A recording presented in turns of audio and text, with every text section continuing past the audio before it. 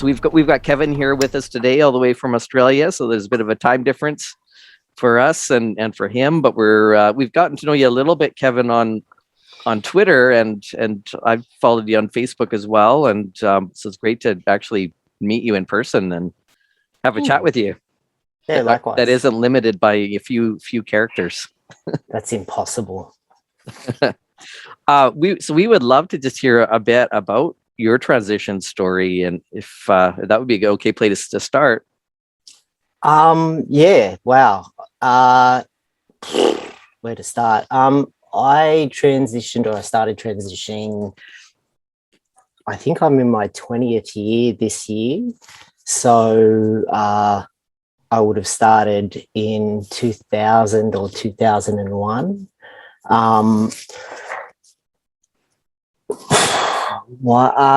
Basically, it's kind of hard to explain, but I was a lesbian before I transitioned, and I kind of was just, when I was younger, I always kind of passed. I was always kind of very, very masculine as when I was growing up. And I would frequently pass, not for long periods, but just, like in day-to-day interactions. And that was really, really embarrassing and frustrating. And sorry, I'm a bit nervous for some reason. Yeah, so that was kind of like a problem, which I assume you guys are used to. And then when I was in my teens, people would be like, I had this elderly neighbor who was like, "Oh, you were just born in the wrong body." And, some family members said that to me, like I should have been born a boy. Was just this theme that ran through my life, but I didn't ever really grab hold of it, because even though I knew that there were trans women out there, I didn't know that our way was possible. So people would say that, and I would just be like, whatever. Like, it never really impacted, because I'm quite pragmatic, I suppose, in some ways, where it's like, well, if it's not a possibility, then why fret over it? So I kind of just went on with my life. And then when I was about 26, a friend of mine said that he was going to transition. And I was like, oh, yeah, cool, whatever. There's a monthly lesbian magazine that comes out here called Lesbians on the Loose. And every 6 months or so, when I was in my early 20s, every 6 months or so, they would do these articles about lesbians on testosterone, which was really bizarre. They never got to the point of, it was never women transitioning or lesbians transitioning. It was always lesbians taking testosterone. And they were, I was fascinated by them. But they kept saying the quotes would be like really off things, like, I understand now why men rape women because I've got all of this test. Like, just some of the things that they said in these articles were a bit off-putting, so, like, to say the least. So I was interested in them, but they never quite got to the point as to why they were writing the article or why this was a thing. So when my friend said that he was going to transition, I was like, oh, cool, like, I've heard of this. And then he showed me Body Alchemy. You guys know that book? Yeah. Lauren Cameron's photos of, American trans men. And I kind of, when I saw the book, it kind of just became really obvious to me that I had this weird dissociation where I didn't ever think of myself as female in any way, shape or form. Like, I would just ignore the fact that I had breasts. I was completely disassociated from my body. And when I looked in the mirror, I wouldn't quite see myself. And then when my friend showed me this book and I'm looking at these pictures of trans masculine bodies, something just clicked and I was like, that is what I see when I'm looking in the mirror. And shortly after I started transitioning, and I was involved in, there was a group counselling thing that was really cool at the time, where there were probably 5 to 8 core guys in this once a month, or I think it started once every 2 weeks. And then as time went on, it kind of became monthly.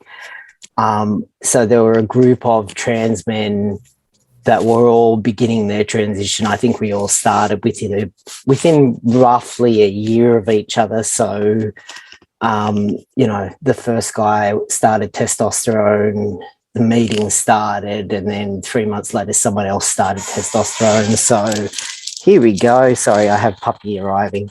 So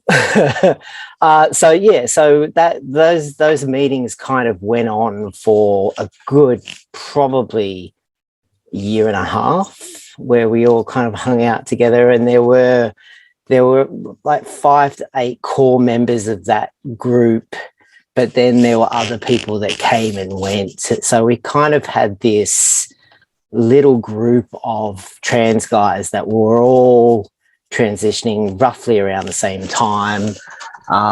Sorry, where are you? You're there. And this was Sydney. And we all supported each other. We were all friends. I'm still in contact with one of them. There were some guys that were, because about that time it was when transgender started to kind of pop up as this umbrella term, like. So there were guys that were transsexual type guys that were like, I'm just a guy, or I'm a man and this is transitioning me to a man, and I am a man with a female medical history, and kind of this whole weird thing where it was like I could never quite get my head around how that worked, but everybody kind of had their own internal dialogue. So some guys were like, I'm a transsexual, and then there were other guys that were like, no, I'm transgendered. I'm kind of, like, I want to incorporate my history a bit more into my identity. And then there was one or two guys that were like low dose guys that were kind of a bit more genderqueer. Like there's one guy that's still kicking around in Sydney. He was really interesting. He was kind of more very genderqueer in that he took a half dose of testosterone, and I think he still does to this day. He passes, he doesn't pass. I think he passes mostly now, but he was like, you can call me he, you can call me she, whatever. And we all kind of just were like, yep, cool, whatever, you do you. And we all got along and supported each other and hung out and problem solves with each other, and it all kind of became this clique for a while. But yeah, so I was kind of involved in that for a few years, and then I moved to New Zealand, which kind of ended that. But yeah, so that is essentially me in a nutshell. I've had chest surgery. I haven't had any other surgeries. And that internal struggle that you felt in that mismatch, with what you saw in the mirror, was that resolved for you by transitioning?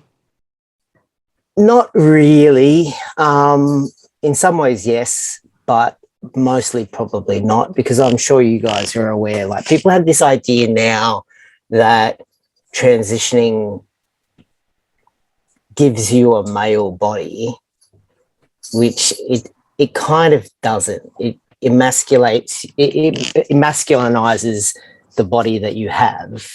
So I was frustratingly a perfect pair. So I have wide hips. I have not as wide hips as I had, because my body fat has shifted. So I have broader shoulders. So it's not quite as obvious now when I'm clothed, but when I'm naked, I'm just a hairy pear, basically. So I still kind of have that same shape. And, you know, even if you have the best chest surgery in the world, it doesn't, I haven't seen that many chest surgeries that look, you know, identical to a male chest. So you kind of, you know, I've kind of gotten, I've gone with it, and I'm happy, and I don't have any regrets. I would do it again in a nutshell. But you kind of, for me, I kind of think that, you know, you do what you can, and if I can't have the body that I want, then is it better to fixate on it and torment myself, or just accept the fact and move on? Like, so I'm kind of a lot more in my body now than I ever was. But the reality of what transition is not exactly what you expect. Like, it's just never going to be that. Mm-hmm.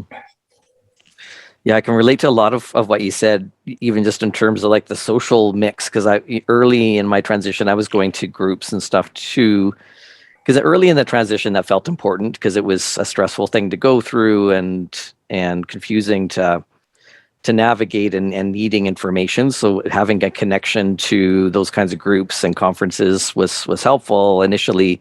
And I agree that there were a lot of different versions of trans out there, including the types you mentioned. Like I would say that I've always been the type that I have a very binary understanding of male female, and for me this was about living in the world as male and appearing male. It never really appealed to me to do the gender queer or non-binary, or I didn't want to identify as trans. I don't have a lot invested in the trans movement or trans identity. I just wanted to live my life as male and tried different versions of that, tried living stealth for a long time. And sorry, I'm being told off. We've talked a little bit on Twitter about how our gender dysphoria evolved over time. And you know, I'm 15 years into my transition. You're about 20.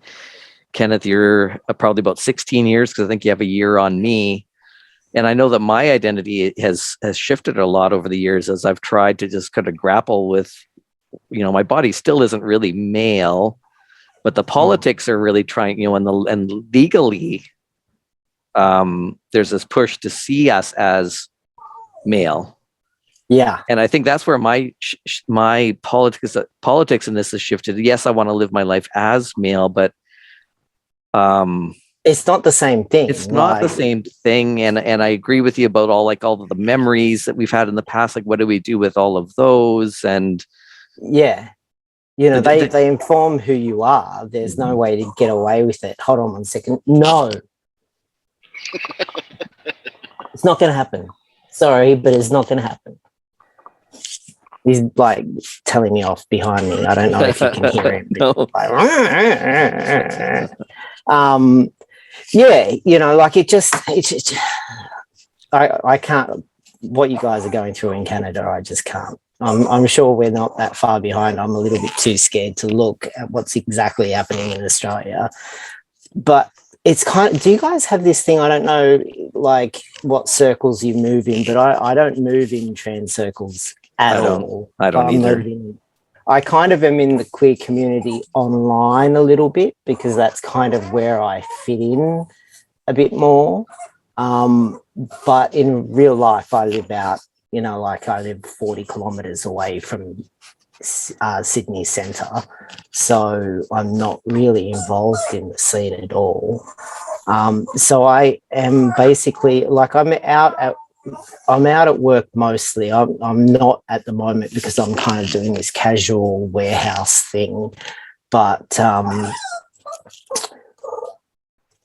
when you're like, people are like, oh, you know, trans men are men, trans women are women. Like, that's not even true for me socially. Like, if I walk into a place where, you know, like 99% of the people are straight, you know, middle Australia type places, I stand out. Like, guys kind of like, while you're socializing, there's like people kind of do this thing where they're like, oh, hey, nice to meet you. And they kind of like, they think I'm gay straight away.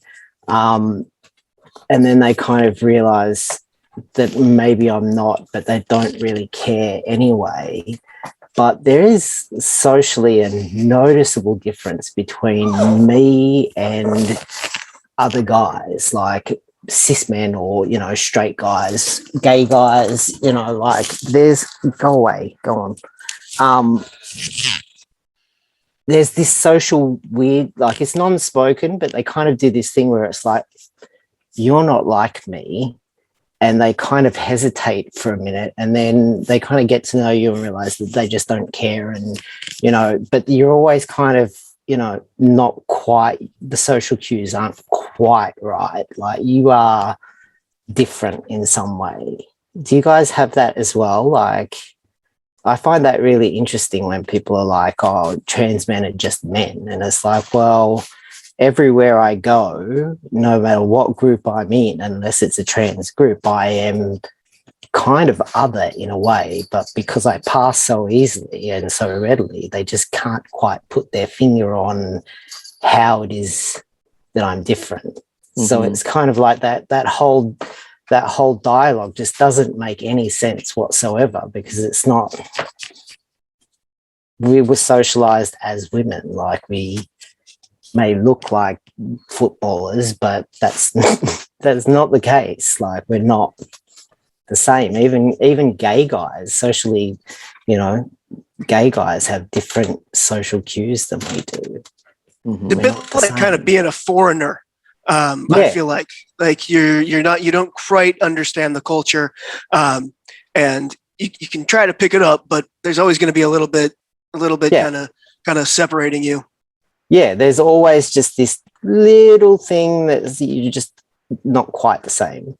And it doesn't appear to be the case for other people that aren't trans. Like, it's very interesting. I'm kind of, because I'm normally in a kitchen situation where I'm in charge, I don't really socialize in the same way as I currently am with the guys. So it's kind of a bit more noticeable at the moment. But yeah, it's very interesting because it's just not like a lot of this whole trans narrative that's happening is it's just not practical. Like it's not realistic, it's not logical in places. Like it just makes no sense to me whatsoever. Especially since we tend to pass a lot better than the trans women too, and yet most of it's about, you know, kind of militantly confirming that trans women are women. Mm-hmm. Yeah, and it's like, yeah, it'll be interesting to see how this plays out for this upcoming generation, you know, because they are transitioning so much younger. Because I did okay socially up until puberty, and I just kind of hung out with the boys, and that just felt natural. There was nothing awkward there at all until puberty, and that's when things got awkward, and I just completely socially withdrew at that point because I didn't have a community in my tiny little farming town. So I feel like I missed out on a lot of, you know, a pretty important developmental stage that most people go through with puberty when you start to date and you're going to house parties. And I feel like I missed out on that entire stage in my development. Area. Yeah. And not that I don't have friends, but I totally get what you mean. Like there's just something different and not always picking up on social cues in the same way. And even if you do pick up in social, like on the social cues, your responses aren't quite what's expected. Like there's just it's just this multi-layer, you know, vector thing where it's like you are clearly not just one of the guys. Like you just clearly are visibly, they know it, you know it, everybody can see it. And it's not, in some ways, I suppose it could be isolating if you let it be. Mm-hmm. I kind of have a preference for, at a certain point, when it starts to feel like I'm lying to them, or if I feel like they're starting to become my friends, then I will absolutely tell them, like pretty much everybody in my life, apart from at this one workplace, knows that I'm a trans man. Like everybody knows, because without that knowledge, they can't really know me. Like I don't make as much sense. Like, so. I wonder Yeah, if that's I part kinda of. did that. I wonder if that's part of the push to transition people earlier and earlier. I wonder if they're hoping to resolve that. I mean, I think for some of them it's about passing better, especially like the trans women. I think for them it's probably about passing better. And Yeah. but I wonder if part of And it too is trying to, if you transition people, kind of prior to puberty, then they maybe go through a natural puberty. But we don't really know. Like it's kind of an experiment, right? So we really don't know what the impact we is don't going to be. have no idea. I was kind speaking of to a detransitioner, just to put this in here, who was transitioned she was transitioned middle school age and went through all of high school as a man or as a boy, stealth in high school. She said it was like the most disturbing experience, and just hated every minute of it because it was kind of, I can only imagine that'd be during those awkward formative years, you're essentially living a full-time lie. So I don't know how if that stated purpose of transitioning people younger and having them socialize through teenage years as the opposite sex. Maybe for some it would, but I think for others it could be really destabilizing. Yeah, that would be pretty terrifying. Because we always know, like, no matter what age we transition, we always remember our history and we remember that we have transitioned.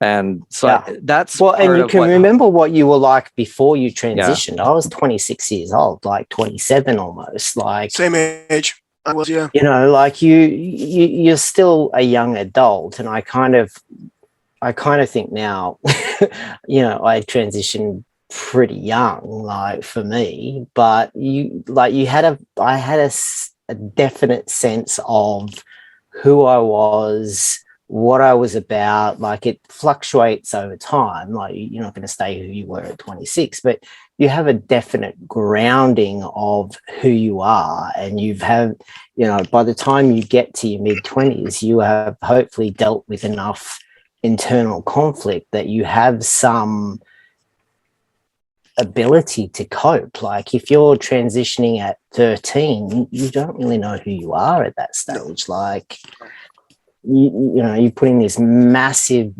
thing for the rest of your life on top of a foundation that's not as solid as it could be.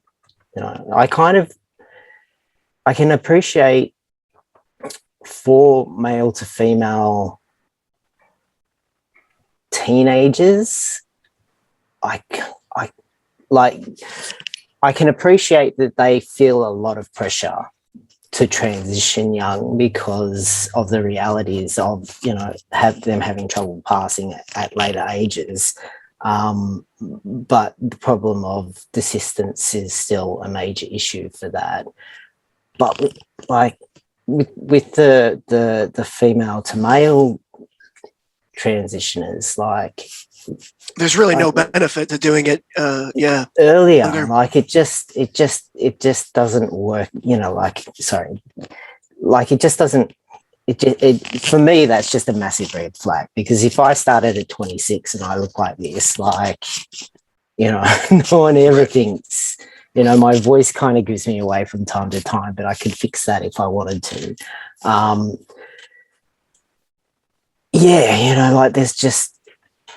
It seems to be, there's this dialogue from older trans people rewriting their own history, saying it would be easier for me if I had started transitioning at a younger age because I would pass better. And when you look back over your life, the whole born in the wrong body narrative, I could totally look back over my life and put that over my life, that totally fits for me. I could 100% just wander around, and I'm sure I have relatives that think that, I wouldn't have a clue, but I'm sure there are people that know me, that are in my life, that are like, oh, he should have just been born. He was born in the wrong body, which is, not something that I go for, but I don't tend to police what other people think of me. So if you're, like these people that are looking back going, oh, I wish I had transitioned earlier, are now going, oh, well, we can now give this opportunity to an entire generation of young people who are embracing the idea and being really impatient about it. And it's like, it's just a disaster waiting to happen. Like, it's already started. Like, in the last 20 years, there was a detransitioner, because I used to go to, there was the Gender Centre group counselling thing, and then there was another, I think they're still around, but there was another body called F to M Australia, F to MA, that was also a support group for transsexual men. They were very medicalist, and it was a big thing. But no, I can't remember why I was telling you that. There was this other body that was also kind of loosely affiliated, that was run by trans men for trans men. That I think they're still around online. Sorry, I can't remember why I brought them up.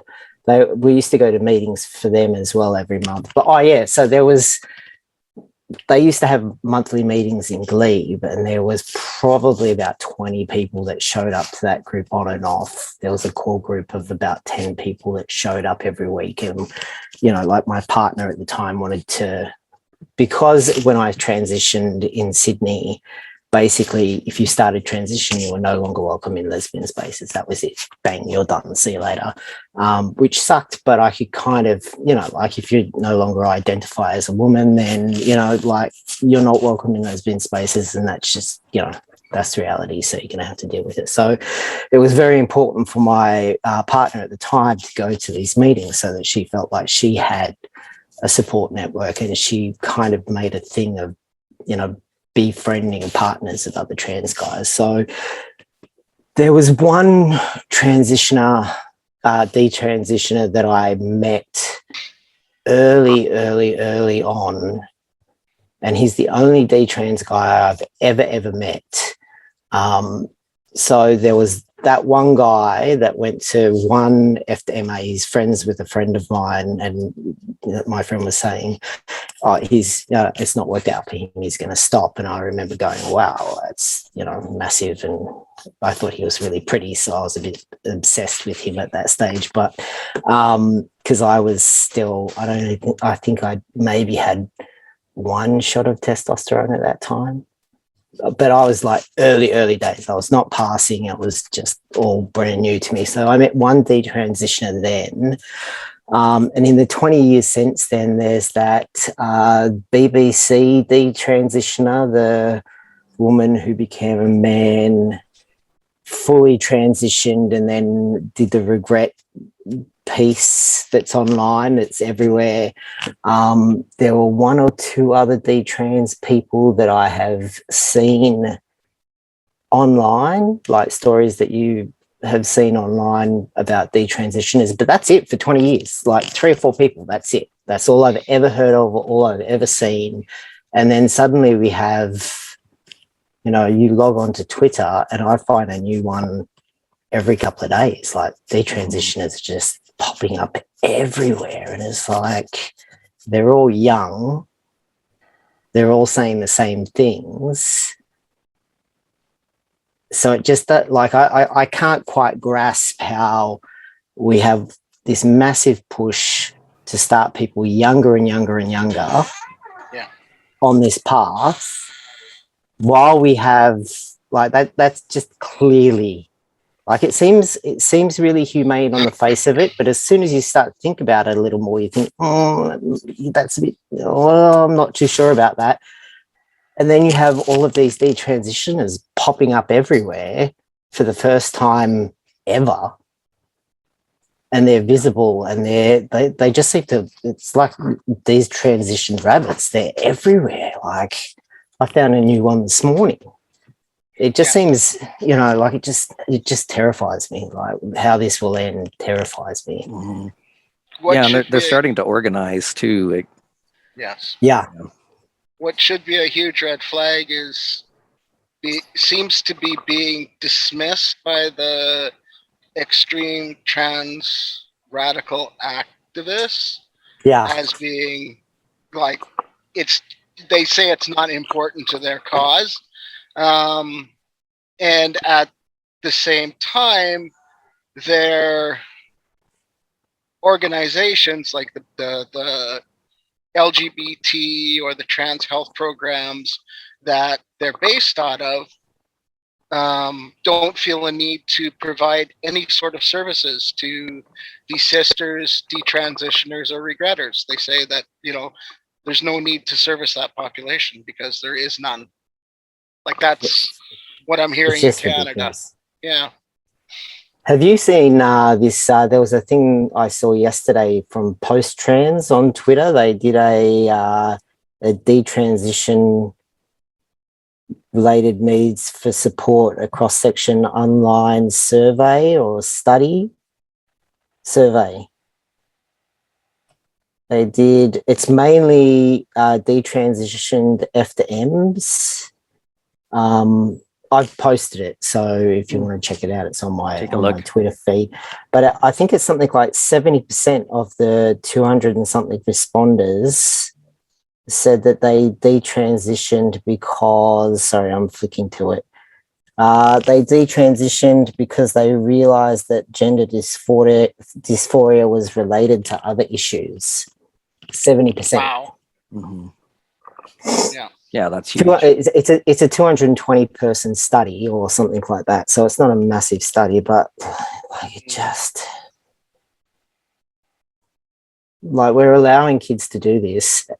They're not allowed to get tattoos. They're not allowed to drive. They're not allowed to drink. Like there's a reason that they have these safeguards in place to protect children, and we're letting them make, It all goes out the window with this one issue.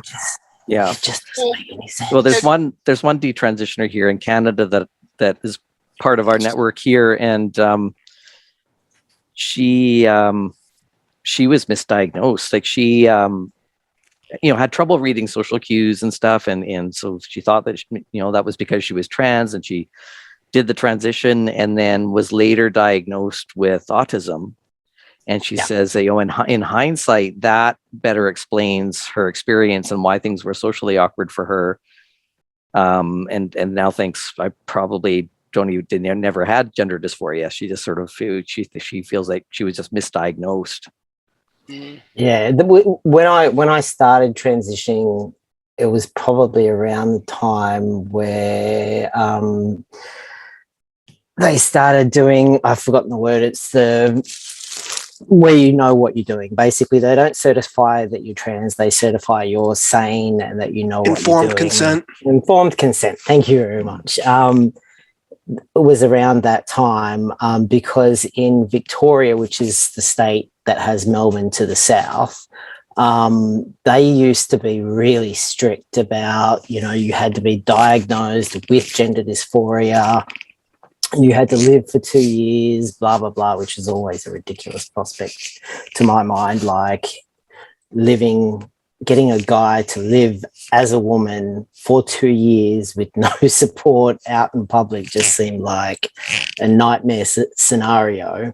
But they had, in Victoria, they would always certify you as gender dysphoric, and then they ended up getting sued because someone was like, oh, well, yes, I went in and told you everything that I thought you wanted to hear and you diagnosed me incorrectly. So now I'm going to sue you because my life I've been mutilated. So they swapped to informed consent around that time. When was that? It would have been in the early 2000s. They shut the entire program down for, I think it was 18 months. I could be wrong about that. But, and then reinstated it? And then I think they swapped to what we do in New South Wales, which is where you basically, at the time you had to go see, I went to the gender centre and was... even then, basically, I just got a green light and went straight through. My first counselling session at the gender centre, the counsellor wanted to refer me to an endo at that time, and I was like, whoa, like, hold on a minute. But I actually think AI presented like I was totally like you could totally Classic see. case. Yeah, you know, like, and the other thing is that I think I reminded that counselor of, I don't know, but she just had a very, she seemed to be very scared of me for some unknown reason. I think there was someone, I reminded her of someone in her life. So I always, all of my dealings with her were always very weird. So she kind of wanted to get rid of me as quickly as possible, which was bizarre, but I never took that on. But yeah, I like, how often do you guys see your endos and stuff like that? Like talking I've never about had one. a lack of care for trans. Like I haven't seen my endo in 15 years. Oh wow. Yeah, I was never sent to one. That wasn't Like part of. the whole like when you think about it, the whole trans medicine ideal is just lacking in so many areas. There are just large gaping holes where people fall through cracks all the time. Like I So kind two of things. Yeah, You went to an endo. You haven't been in 15 years, so he just keeps, or they just keep renewing your prescription without doing any blood work. No, I have a great relationship with my GP. I see her every other month because I have a bad back issue. Okay. But I haven't actually seen my endo since I got back from New Zealand, like 15 plus years easily. Okay. Probably But even a bit. your levels are checked through your GP? Yeah. Okay. And then Aaron, for you, it all just went through your GP, is that right? Yeah, it all just went through my GP.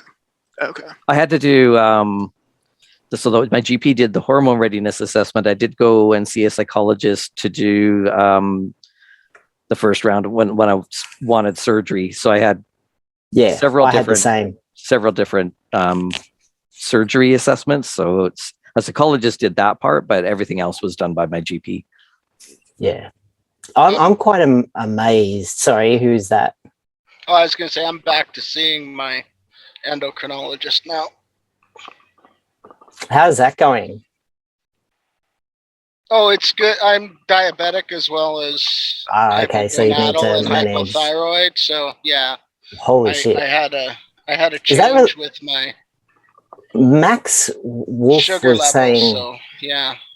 Max Wolf was saying something about, because I still haven't had a histo. I'm kind of getting into that now.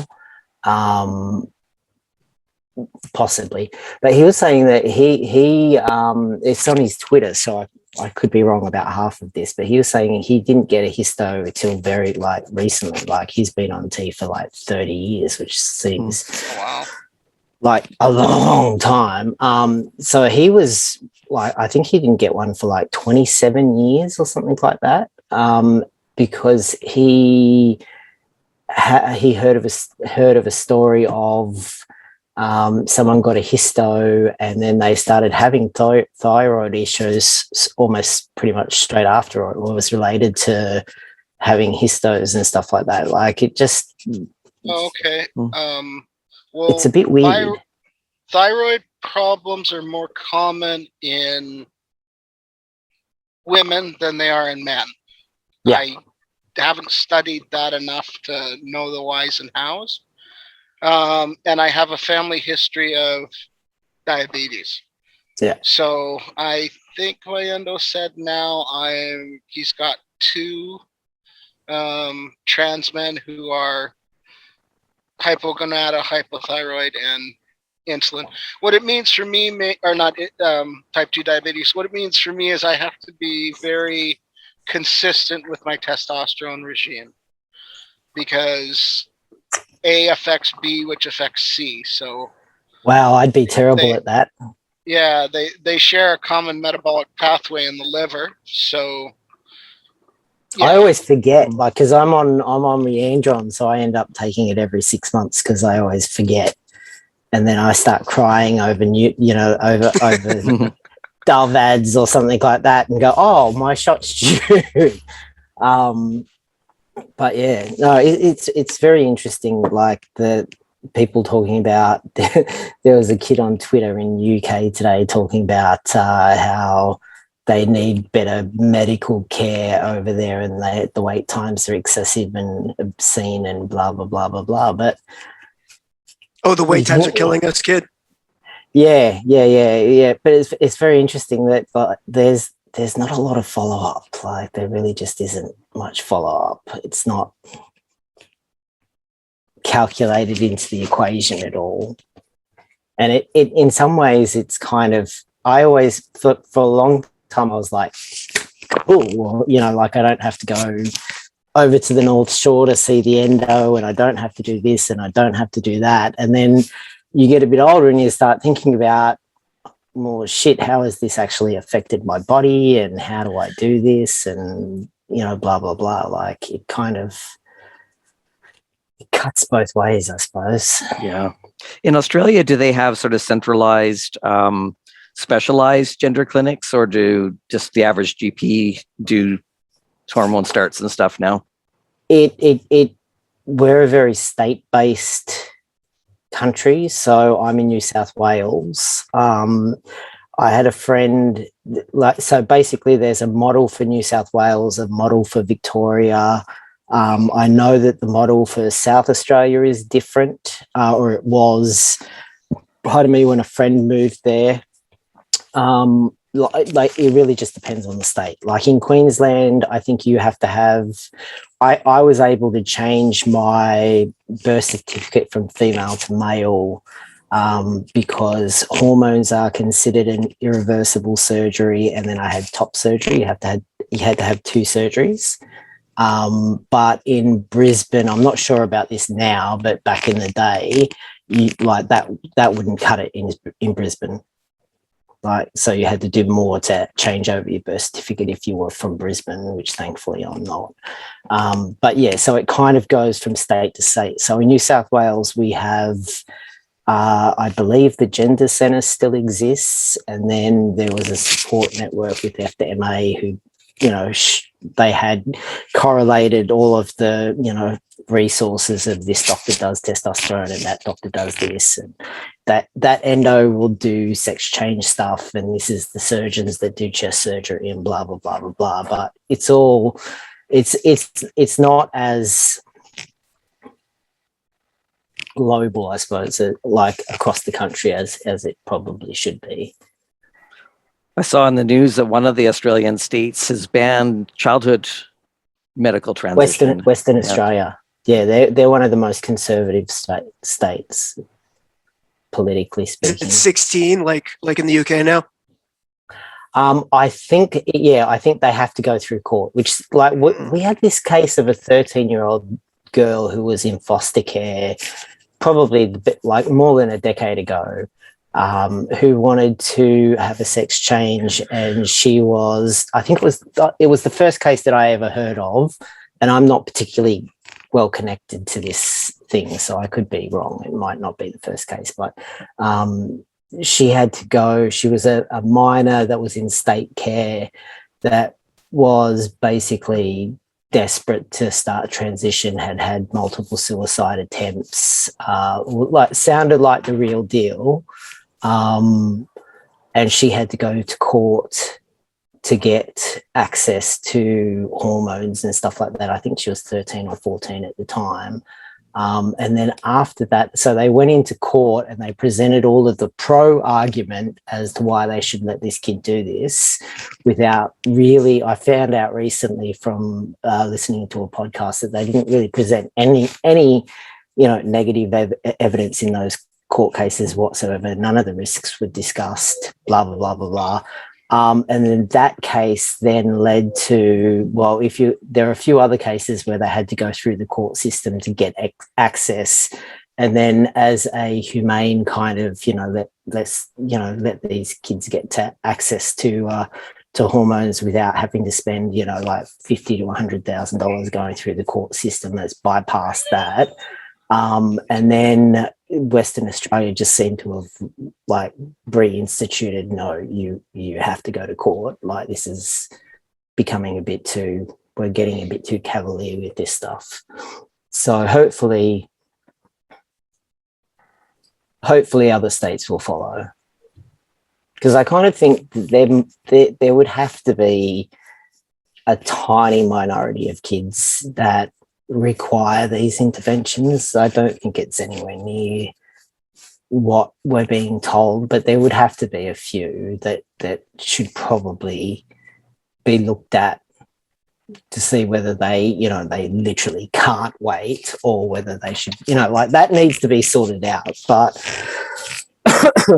I kind of think that there needs to be a few more adults in the room, basically, in regard to these decisions, especially when you're seeing, detransitioners pop up bloody everywhere. Mhm. Yeah, I can't fathom any situation where I think minors transitioning is ever appropriate. I used to be pro it. I used to think that if I had transitioned, much younger, it would have been, much better for me. But just thinking about it philosophically is the best way I can think about this. Is like, so if you were transitioned at 13, 14 years old, and even if it was a resounding success, it's like, how, with the negative impacts, the negative health impacts we know this has on our bodies, I mean, how would you not grow up to wonder if it was necessary? There's no way that you wouldn't wonder if it was necessary at all. And I feel like that would have like this lingering existential, it just seems like it just seems like a recipe for disaster in every scenario, I think. Like you were saying, so you and I both transitioned when we were 26. Yes, that's young, but like, that's obviously a lot older than most people are transitioning now. We were mostly, at least your brain is formed. Exactly. Yep. Totally developed. But the way I look at it is like, if I hadn't outgrown it by 26, I wasn't going to outgrow it. But then also, if we look at other kind of, cognitive therapies that could have talked me out of it potentially, I don't know. But at least I knew I was an adult and I know how I had felt my entire life. So that helps. But like, if you were transitioned, certainly prepubescently, since most of the children that were transitioning, putting on puberty blockers and whatnot, are boys who would grow up to be homosexual. So many gay men are coming out now and saying, "Oh, hold on, I was super dysphoric as a kid. I outgrew it with puberty." We're taking that opportunity away from these kids. That's so much. The problem awful. Is that only 20% of those kids will, like, statistically persist. Yeah, and we're transitioning all of them. Like, it just. Like, I kind of think, in order to be humane to everybody, there needs to be some facility for this to happen for the rare extreme cases, but maybe let's perhaps make the court process and the hormone process and the readiness process rather long, so that they have, a couple of years of hoops to jump through first, maybe. I don't know. But I think, I don't know, I'm not, there are plenty more smarter people than me that are thinking about this and are scratching their heads. So, I know I certainly don't have any answers, but I have a lot of concerns about what's going on, that's for sure. Yeah, the scary thing is, though, is it seems like the people who are responsible for this, who are smarter in this regards, are completely held captive by an ideology. They're just like, it's fine, don't worry about it. Yeah. You got to be kidding me, like, seriously. Yeah, it's telling that every time a country has done an independent systematic review, it's always ended up the same, with saying, where's the evidence? Like, the evidence is so poor. But Aaron, I think you're right that those that are really drawn to this work and have been doing it for a while, that ideological capture is strong, and they're not. They're just so sure that they've got their blind spots, right? And so I think we are going to need people who know how to read the evidence, but aren't invested in, who are neutral, right? Aren't invested in either way. Just look at the evidence and make some decisions based on the evidence. That's what it's. Have you guys seen much of Helen Joyce? She just brought a book out. I haven't read her book yet. I'd like to order. I'm a couple chapters in. It's good stuff. I really like her. Like, really, I'm waiting she for it to seems arrive. well put together. Yeah. I read Deborah So's book. I thought that was really good as well, just looking at the science behind all of this. And I thought it was a very fair and balanced take. That's kind of the thing that, like, on Twitter, and part of what that was in our thread earlier, part of that whole, people can bang on, like, Mo can carry on about being a real woman and blah, blah, blah, blah, blah, as much as she likes. And Yeah. if that's what makes her happy, then absolutely go for it. I don't really care. But at the end of the day, we're a mammalian species. Like, the science is pretty clear. And then you get on Twitter and people are like citing, like some kid is giving you scientific study after scientific studies that like someone posted an article from Teen Vogue the other day, you know, as proof that I was wrong. And it's like, this is Teen Vogue. Like, are you kidding me? But, you know, like all of these scientific studies are kind of like, they're like, well, maybe there might be a chance that this, maybe, if we twist it around and, you know, tie it in knots, maybe this might be like, no, it's very obvious that, you know, this is reproduction is, and biology is quite well known and pretty straightforward. Like, it just, you know, it just boggles. And the studies that they pull out, you know, to try to prove their side of things, the studies are quite poor, right? Like they're doing a lot of either just poor study design, using a lot of online surveys and stuff, and really, as you say, really stretching and twisting that data to try to prove a point. Whereas a scientific method, you're not using science to try to. No, you're using the method to try and find right? what's going on, not the other way around. Like, yeah, and the lobby has like, if a researcher wants to study mortality and morbidity in the transgender umbrella population, there are huge roadblocks. Like, there are more roadblocks to studying morbidity and mortality in our population than there used to be to transitioning 20 years ago. Yeah. Right? And that's a problem. Yeah, I've watched that probably for as long as you have. Like, they will not let any studies happen. Yeah. How we got so much power, I have no idea. Like all of these kids that are going on Twitter and stuff like that, it's like, we're 1% of the population. Like, they're coming up with all these violent tweets and let's do this and let's start a revolution. It's like, we're 1% of the population, guys. Like, let's calm down. It's not going to happen. Like, don't pick a fight. We don't have the numbers. Yeah, you know, like the facts is not on our side. Like, it's not going to end well. You know, like, they must on some level know that the ideology is flimsy. Otherwise, why would they prevent studies from being done? Right? Like, if someone like Buck Angel, he just is who he is, right? He doesn't hide anything. He just wears everything on his sleeves, and he wants more studies. Let's study this. Yep. Let's figure this out. But there are a whole heap of people that want to control the outcome. You know, like, there are a whole heap of high up, very well off, well educated, well connected trans people that are determined to, you know, protect their turf, like, which is hilarious because I was thinking about this earlier. Like, anorexics are not experts in anorexia. Like, no one would be going around, you know, listening to, you know, like, you know what I mean? Like, in no other field would the patients be the ones who are setting the tone for everything. Like, feedback, yeah, sure, no worries, but Aaron made a good parallel with schizophrenia and gender dysphoria, and it's like, what are you saying? Basically, like, you know, not only should we not treat your schizophrenia, we should celebrate it, and you should be the one, you know, like, kind of like writing standards of care. And you should write the standards of care. Go for your life. Like, yeah.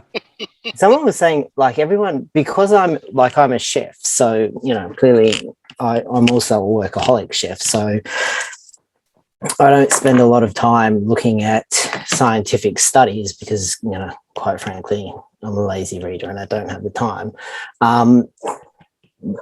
But I think it was you that was saying that WPath is saying that they're basing this round based on scientific evidence. how is that not a major, like all of these people that are like, oh, W path 6 and W path 5 and W path 4, blah, blah, blah, blah, blah. And they know all of these intricate details about what was in, what was in the print. Like you're just basically spouting a doctor's opinion, like, or the trans lobby's opinion as fact. Like, how is that not?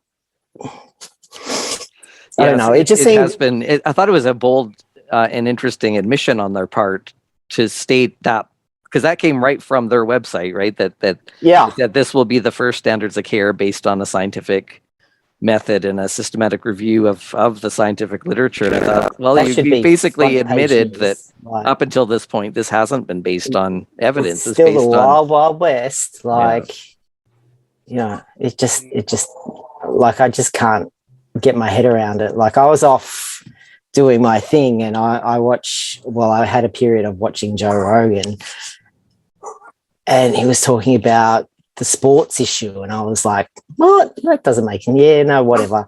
And then he was talking about the Fallon Fox, the skull fracture thing, and I was like, what are you talking about? And I started looking into it a bit more, and I was like, what the fuck is going on? Like, that was really how I kind of started paying attention to what's going on. Like, before that, I just assumed that it was just continuing on. I have been noticing a lot more trans guys in particular popping up when I do go out. But because when I go out socially, it's kind of within the queer community. So I don't really venture into gay or lesbian territory. I pretty much tend to stick to queer events. So, that was always a mixed, odd looking crowd. And, I was kind of like, oh, well, maybe it's just these guys that are playing with gender and, because there certainly is, in gay ghettos where there are a lot of academics, people playing with gender, and, you could live your life playing with, genderqueer stuff and totally, sorry, door. Someone's being really, no, you can't do it that way. Come on. There are people who live in gay ghettos who can play with gender and be non-binary and mix it up and do that whole lock thing and, get away with it and have, there is an area where that is kind of like performative art stuff that's happening, and I'm totally fine with that. That's not a problem whatsoever, but it's really an insignificant minority of people. Like, when they're legislating for everybody based on this tiny group of people that are at the cutting edge, and it just, I don't know, it just seems like a bad idea and seriously dangerous and has repercussions that we don't. Oh, now I've got both of them. Sorry. That has repercussions that we just can't foresee. Like, we don't know where this ends. Like, it could end up being more disastrous than we currently worry. Like, I'm glad that we have rights. I definitely want the ability to just live my life and hold a job and not be fired from a job just because I'm trans and those kinds of things. Like, I think we would all agree that we want some protection. Yeah, absolutely. But we already have that. Is that just it? We already have that, and like, they're pushing it into bizarre territory. I could get legally married before lesbian and gay people could.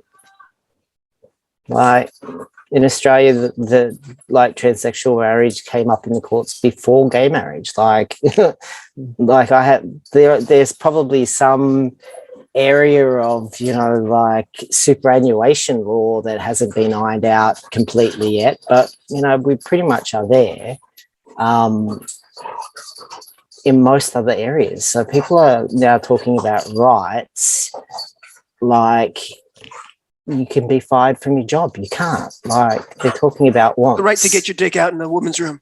Yeah, like the right to play sport. No, I'm sorry, but sport's a privilege. Like, that's not essential for your welfare. Like, Sorry, hold on 1 second. Hey, No, they're great. guys, can we settle down, please? At least you're not yelling at me now. No, no, no. Sorry, 2 puppies, bad idea. They're cute. Yeah, they're a lot of trouble too. But yeah, you know, like I kind of, there needs to be, there doesn't seem to be any point at which this push for rights is well, it doesn't seem realistic, but it doesn't seem like it's going to end anywhere either. Like, you know, you have conversations with people and you're like, well, that's not a right, that's a privilege, or, you know, like they just don't, they just want everything now, and they're not willing to, like, there are other people on the planet, like you know, you need to coexist with them. It seems like right now rights are being defined as Wants. anything that doesn't shatter. Well, yeah, but it's anything that doesn't shatter the fantasy. Yeah. So it's like anything that shatters the fantasy of being in the opposite sex is now an infringement on my human rights. It seems to be like the kind of the essence that they're going for. Yeah. Mhm. And they're very, like, they just don't see. I wonder, you know, because I've been a lefty, like a socialist lefty, my entire adult life, and it's only recently that I've kind of started to be kind of wake up to, you know, like, communism is actually like a lovely idea. It's you know, like, it's a beautiful idea, but the reality is that it's just not practicable. Like, you can't, there's no way to implement it without major damage. Like, Yeah. but there are, I suppose they're just going through the same process that other people go, you know, that it's like a developmental age, almost a stage, almost, like, you know, you just don't think it through to the point where you're like, oh, this really does impact other people. Like, what a woman is in legal definition has real implications for other people that aren't you. You know, you need to think about them. Like, you need to actually consider, like, you know, yes, you want to go into the women's restroom, and I'm not the biggest. I'm not 100% there on the bathroom issues. Like, I just think it's a weird hill to die on. But yeah, like, that does impact other people. Like, if there's no, like, when I walk into a men's bathroom, which I don't do that frequently, but I do it, like, it does impact other people that are there in ways that I don't understand. Like, when you go into a spa and are just letting it all hang out, like, other people are looking at you, and you know that, you know, like, I've actually been naked in a men's spa a couple of times, and it's been fine. Like, people just kind of go, oh, that's weird. But I don't know that I'd be doing it again anytime soon. Like, it does impact other people, and women are, just in general, in a, you know, like, in a hairy, you know, I don't know, I don't exactly know how to put it, but they are in a underprivileged position, for lack of a better word. Like, they are more vulnerable.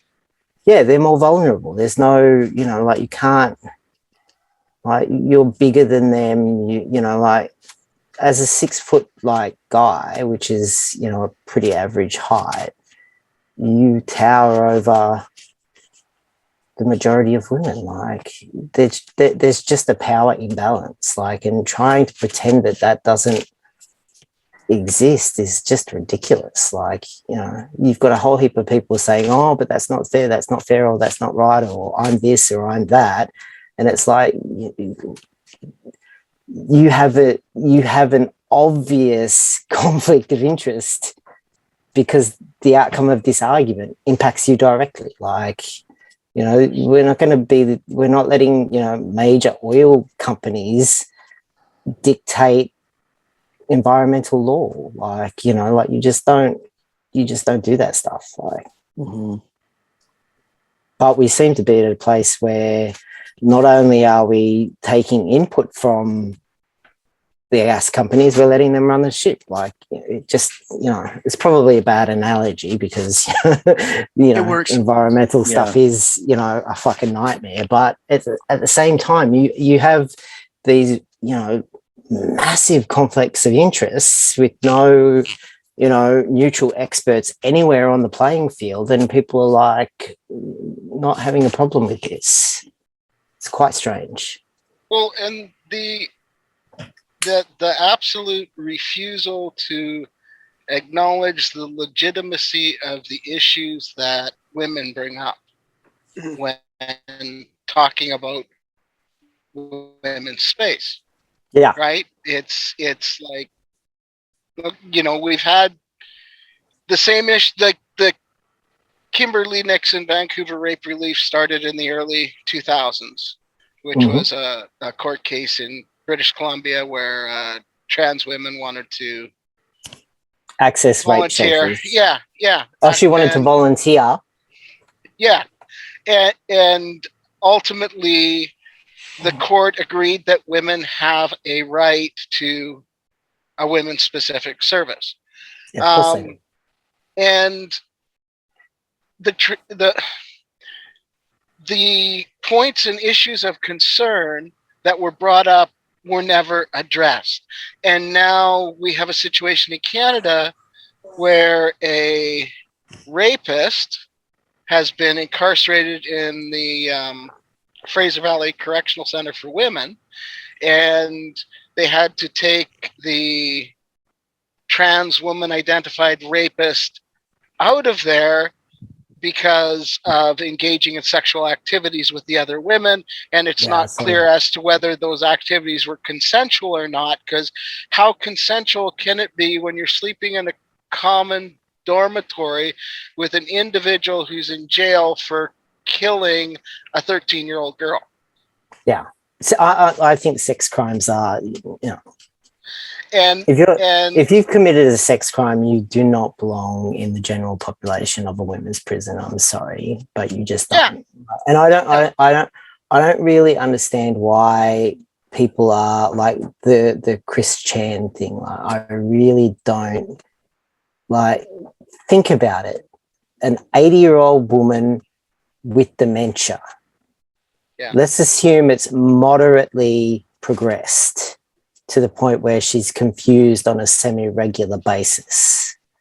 Yeah. Like, forcing yourself when you're in, like, Chris is living with mother who is confused at least part of the time. Yeah. That's a power privileged position that you have then abused it's too horrific to think about. Yeah. Like it really just it makes me want to vomit, because when you think about it, the reality of the situation, it's just too heinous for words. Yeah. I'm sorry, I don't care who that person is or how they identify. That person does not get to dictate very much about the rest of their life. Like, I get that there are other comorbidities and there are some pretty severe mental health issues and yada, yada, yada, but why are we protecting rapists? How has it come to that? Like, surely we can agree that rape is a bad thing, like whoever does it. Like, we shouldn't be attacking, like, a trans identification shouldn't mean you are treated any differently. That's a bad thing. Like, surely we can agree. Yeah. But there's thousands of threads about she in this situation. It's like, you're kind of missing the point here. Like, that's some seriously fucked up shit. Like, yeah, how have we bypassed the main story and we're off in the sideshow of the carnival on pronouns? Like, I'm sorry, what? Yeah, our society has granted us the opportunity to do this, right? I mean, it's granted us this treatment and you know, and legal protections, but you know, Dr. Blanchard, I saw him in an interview. He said, you know, it's a legal fiction. You know, the fact that we're able to legally change our gender marker, and I agree with him. I mean, that may be a painful truth for some trans people, but it's the truth that it is. It's a legal fiction, and I don't think we should be granted to continue that legal fiction if we're abusing it. Exactly. Yes. I've kind of been thinking about that recently, because there are a lot of people, like I've even seen Buck do this. He's like, but I'm legally male. And it's like, yeah, that was a courtesy. Like, maybe we should, you know, there's a gender bender here that's quite famous in Australia called Nori May Welby, who has took the government to court and got X as their gender marker.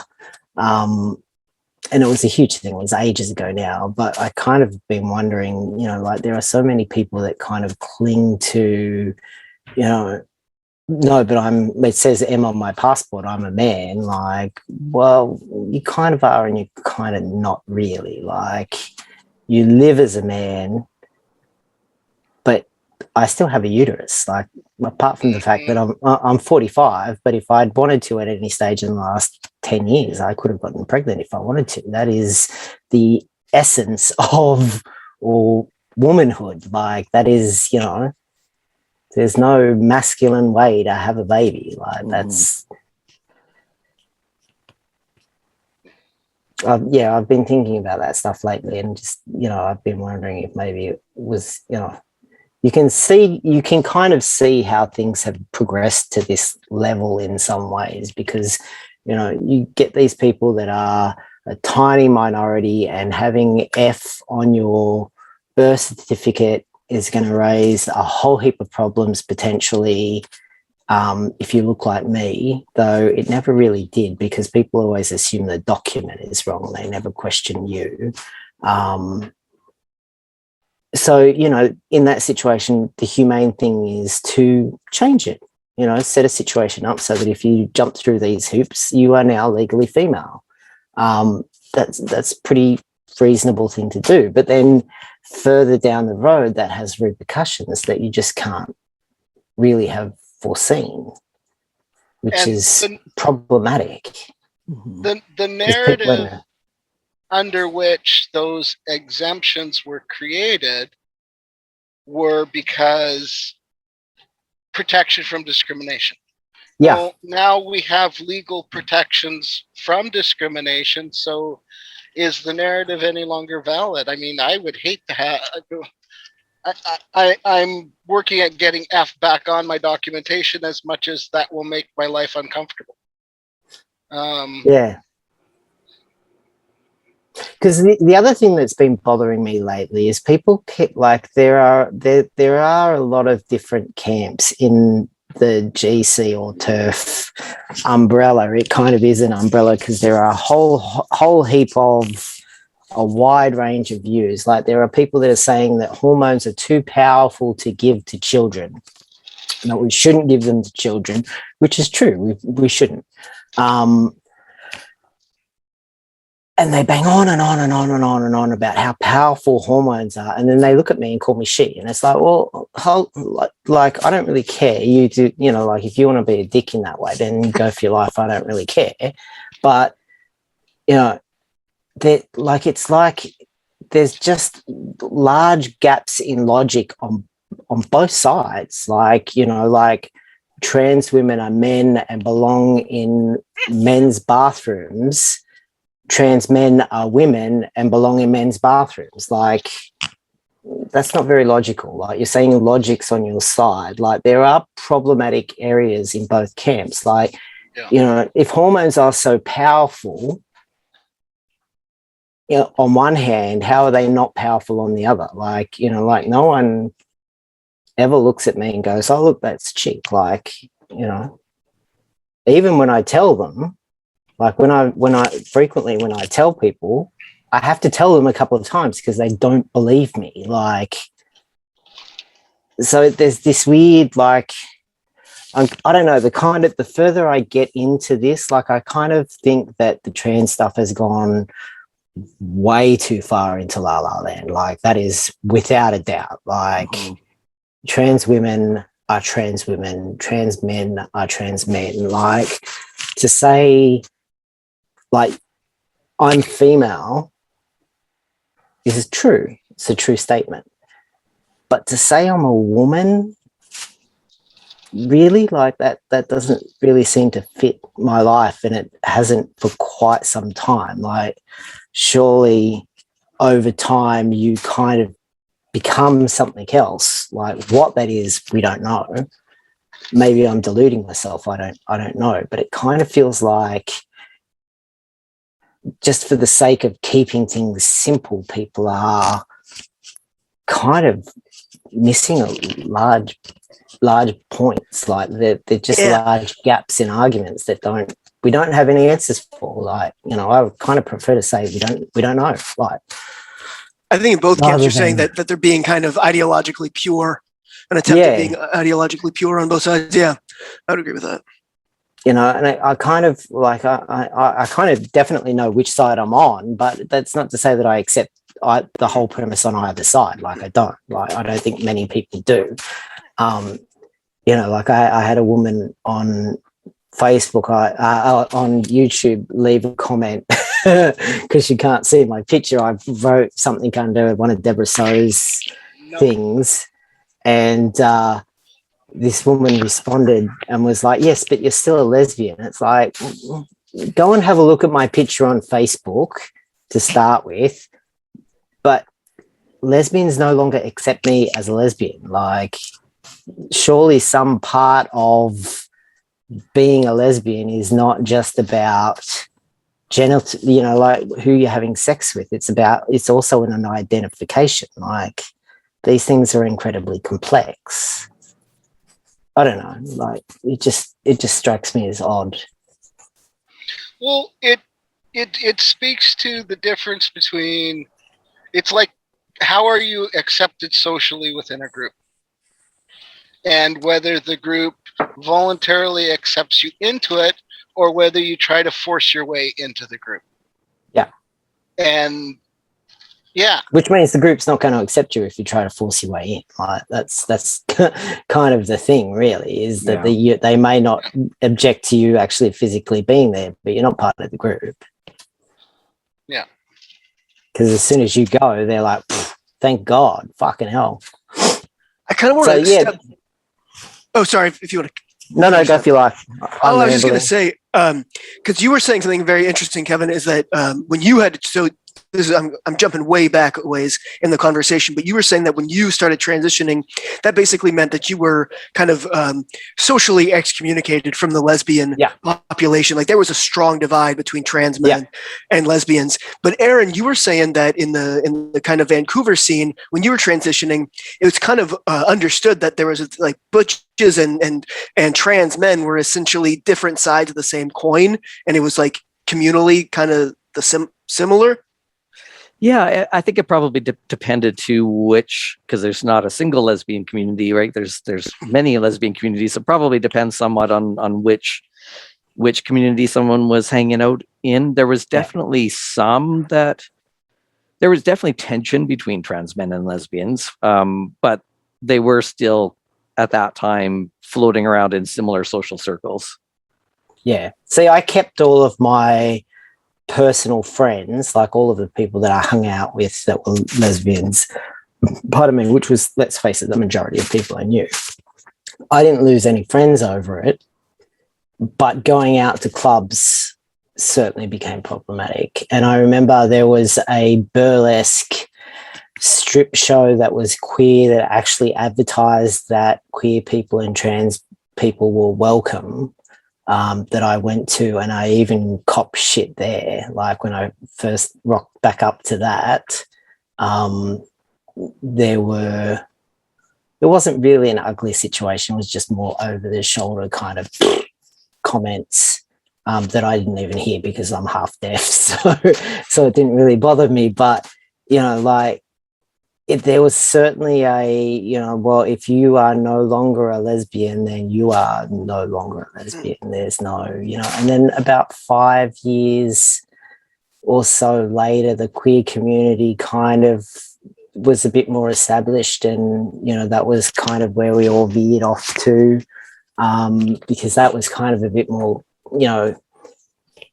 kinky and just a bit more diverse, really, and a bit more interesting, to be honest. But sounds like time is the difference, huh? Because I know when I was listening to Buck Angel on either it was Megan Dom's podcast, the Unspeakable podcast, or Andrew Sullivan's podcast, Buck Angel was on both of them recently, but I remember him saying that initially when he transitioned, he was excommunicated from his lesbian community, and it was lesbians they called him, he was a traitor and yada yada. And he said now many of those women reached out to him just not too many years later, basically asking him how to go about transitioning because they wanted to as well. So it is an interesting time progression how that culturally shifts. Yeah. It was so awkward too. Like I remember, like I said, depending on which social circles you fit in, it sort of played out a little bit differently. But I remember dykes on baseball teams, for example, and then one of them wants to transition. I mean, exactly at what point should they no longer play on that team? Is it the moment that they decide they're going to transition, or is it once they start? The moment they hit it clear out of the park. Once they have a biological advantage. So that it's hard, right? I mean, this is a completely man-made situation, right? This is not a natural phenomenon that people aren't supposed to change sex. We're mammals, we're not clownfish, and so we've created this whole social problem because it's just a whole layer of ambiguity from start to finish, and it's really weird because there used to be this whole trans pride thing that was and it, in some ways what's going on is it just strikes me as really transphobic. Like, I'm not trans, I'm this. Like, how did you get there? Like, there used to be, because you used to have to put up with so much shit. Like, I had a friend, one of my ex-girlfriends had a partner who was a 6'3" massive drag queen that would insist, and he was a sex worker as well, and he would insist on going out in drag, and he would just, even in gay ghettos, he would just, like, it was always just a nightmare. And because that was the case for so long, being trans was kind of like you had your armor on, and it was like, like, I'm going to be me, and I'm going to be, I'm not going to buy into any of the shame, and I'm going to be proud of myself, and I'm going to, like, this is not really, not to a point where it was overboard, but just having some self-pride, like, being proud or having some self-respect and it seems to have morphed into something else entirely. It's very strange. Like, yes, you're trans, like that I'm trans really doesn't come up that very often in my life. Like, 20 years down the road, like I barely even think about it much anymore. It just is my reality, and you live your life accordingly. But there seems to be this, I don't know, it's this weird thing where it's like that is no longer okay in any way to be okay with being trans. You have to be something else. You have to pretend to be, like, I need to be a man. And it's like, well,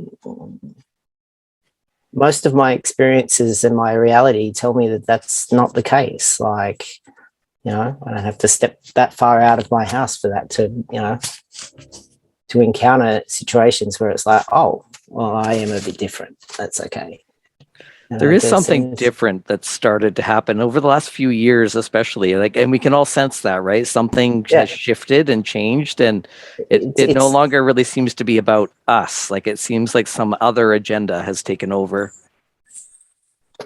Yeah, it's very strange. It's very, very strange. Like, you would think that in order to progress trans rights, the basis of, you know, like you were born one way and you have moved into a different area would be celebrated. That would be the, you know, that would be the focal point where you're like, it's okay to do this. And, you know, that's, I don't even know what I'm trying to say, but that would be the focal point for me, that process is the thing. Whereas now we're kind of like, no, this is the thing and that didn't happen. Yeah. Which seems like, it just seems counterintuitive. Like it just is like, well, how, if you're not trans, how did you get to where you are? Yeah. It's like going from a medical understanding of it to this post-structuralist fantasy land, that if anybody, you know, pokes at the fantasy, that's transphobia. Whereas my perspective is like, you know, obviously we're female, we present as men, we are female. Erasing or denying the fact that we are female is where the transphobia is. That's denying our very essence as trans people, you know. Yeah, it just boggles the mind. Like I've only been involved, like I've only been aware of it for just over 6 months. So, you know, I'm still kind of like peak transing in a way, but it's just like, are you serious? Like you've got to be kidding me. Like seriously, you don't actually believe that. Oh shit, you do. Oh, okay. It does seem like trans rights isn't really the endpoint they have in mind, because we've had rights now for quite some time. I don't feel like I'm being oppressed in any way. I own a home, I'm working, I'm raising my kids, I'm just living my life. So I do think that what's changed in the last several years is the move from trans rights to transhumanism. I think that's the agenda that's taken over. There was a keynote speech here in British Columbia at University of Victoria by Martine Rothblatt. I've posted on Twitter for anyone that wants to take a look at it. And it's talking about moving trans history forward. I don't remember the exact wording of the keynote speech, but it was about looking into the future of trans rights. And the whole talk was transhumanism and naming these different kinds of dysphoria through a transhumanist lens, and using the whole history of how we achieved rights as transgender people to now saying, well, the next step now is to exceed what it means to be human into cyborg technologies. I mean, it sounds like something out of science fiction, but that's what they're talking about now, that the future of trans is transhumanism, where we can not just change sex, but actually transcend the limits of what it means to be human. We can become another species. But when, I mean, as far-fetched and as bizarre as that sounds, it kind of makes sense to this push, though, that if we can get a whole generation of people to truly dissociate from their bodies and really believe in every way that they did change sex somehow, that complete dissociation from our body makes sense if the agenda is to eventually download our consciousness into a machine. Yeah. I mean, it's crazy, and I don't support it at all. They certainly have some bizarre endpoint in mind, but what they don't, the other thing that really confuses me and it baffles me is everybody lives in their own bubble.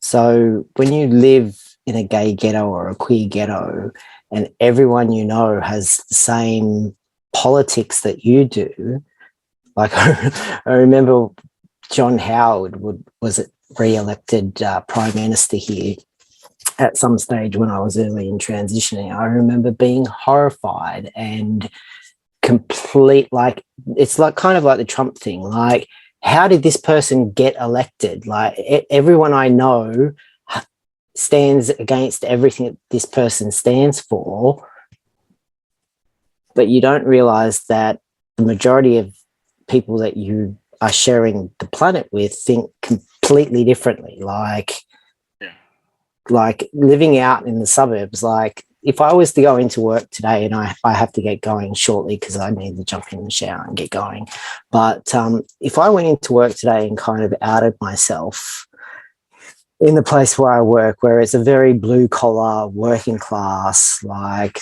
I live kind of in a housing commission adjacent area. So there's a lot of crime and a lot of poor people and a lot of welfare checks floating around. So you would think that if I went into work today and said, hey, listen, I'm transsexual, by the way, that would be quite dangerous.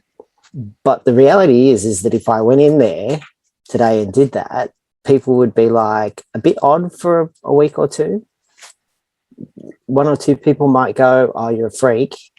But there's no physical violence. Like there would be no physical violence whatsoever.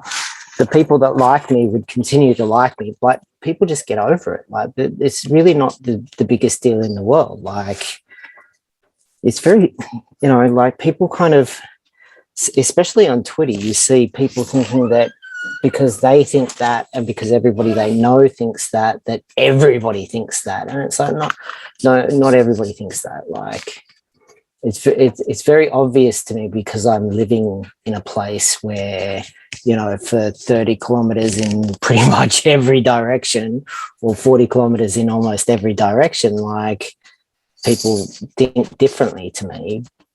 But there are more of them than there are of us, like, and they have rights as well. Like they have a purpose, and they're not transphobic. They just don't believe in bullshit. Like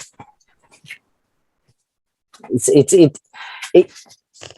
this. I don't know. Like it just is this weird thing to me. Like I really don't understand how you could be. Like I can kind of see it because I've done it before myself, but at the same time, like if you have people telling you, no, that's not really how everybody else's thinks, at some point, surely that's going to register somewhere in your brain, but it just doesn't seem to. Yeah. I always thought that we had the corner on the truth, obviously, until about 3 years ago, I wised up to the whole the trans shit that's going on. I was like, wait, what else have I been wrong about? So it was kind of good for me in that sense that I realized, wait, maybe John Oliver and Stephen Colbert aren't always, the moral authority on everything.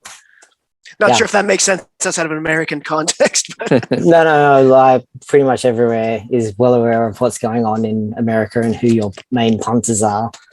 I know more about your history than what's going on there than I do what's going on here.